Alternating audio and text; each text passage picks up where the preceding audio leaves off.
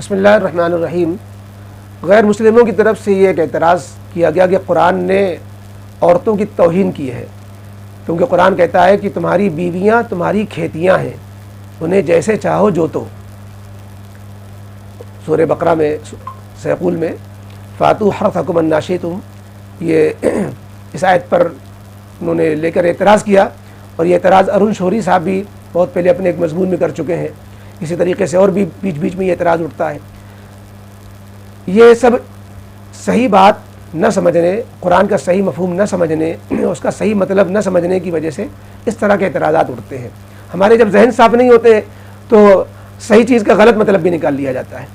اسلام نے مسلمان عورتوں، اسلام نے خواتین کو، عورتوں کو صنف نازک کے جو حقوق دیے ہیں، آپ سارے مذاہب کو کھنگال جائیے، اسلام نے جو حقوق دیے ہیں، جتنی عزت دی، ماں کی حیثیت سے، بیٹی کی حیثیت سے، بیوی کی حیثیت سے، بہن کی حیثیت سے، اتنی عزت تو کسی دھرم نے نہیں دی ہے۔ یہ صرف مطالعے کی کمی اور معلومات کی کمی کی بات ہے۔ آئیے آیت پر جس میں کہا جا رہا ہے کہ تمہاری بیویاں تمہاری کھیتیاں ہیں، یہ کس پس منظر میں یہ بات کہی گئی ہے؟ یہودیوں کے اندر ایک بات تھی کہ وہ صحبت کرنے میں کچھ مخصوص طریقوں کو وہ حرام سمجھتے تھے، مخصوص طریقوں کو جو ہے جائز سمجھتے تھے۔ اسلام نے اس بات کی پابندی لگا دی کہ تم پخانے کے مقام میں صحبت نہیں کر سکتے، اور باقی تم کھڑے بیٹھے لیٹے اس میں تمہیں صحبت کے سلسلے میں آزادی ہے۔ یہ اسلام نے سیکس کے متعلق بھی اسلام تعلیمات دیتا ہے، یعنی اسلام کی تعلیمات چونکہ ہر لائن کی ہیں، تو اگر شوہر اپنی بیوی سے جو سیکس پورا کرتا ہے تو وہ سیکس کے لیے جو طریقے ہیں اس میں کتنی آزادی ہے اور کتنی آزادی نہیں ہے، اس پر جو ہے قرآن نے یہ بات کہی ہے۔ اس میں جو الفاظ قرآن نے چوائس کیے ہیں اس میں یوں کہا پہلے کہ دیکھو یہ تمہاری بیویاں تمہاری کھیتیاں ہیں۔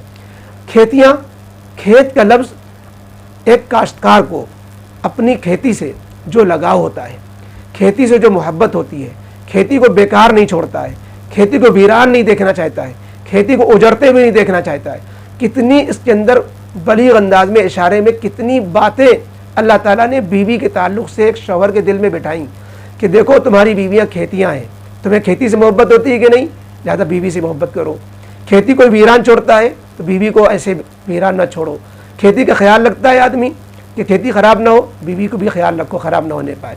تو اسی طریقے سے کھیتی کو چھوڑا نہیں جاتا، اس کو کاشت، اس میں کاشت اگائی جاتی ہے، کھیتی کی جاتی ہے، ایسی بیویوں کو ایسے چھوڑو نہیں۔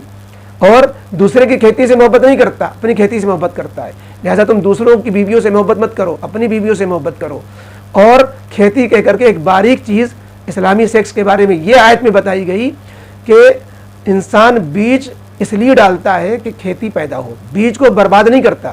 کاشتکار کھیت میں بیج ڈالتا ہے، کہاں ڈالتا ہے؟ ادھر ادھر نہیں ڈالتا، ایسی جگہ ڈالتا ہے جہاں اس کو فصل اگنے کی امید ہوتی ہے۔ ایسی تم بھی صحبت بیوی سے ایسی جگہ کرو جہاں سے بچہ پیدا ہوتا ہے، بیج اگتا ہے، پھل اگتا ہے، نہ کہ بیج برباد ہو جاتا ہے۔ لہذا تم اس طرح صحبت نہ کرو کہ بیج برباد ہو۔ تو یہ اسلام نے اشارے میں کتنی باتیں کہی ہیں، اس کو انسان سمجھ نہیں رہا، اور کہہ دیا کہ تمہاری بیویاں کھیتیاں، یہ کہہ کر کے توہین کر دی کہ جیسے چاہو جو، تو مراد جو ہے نہ سمجھنے کی وجہ سے یہ اعتراض ہوتا ہے۔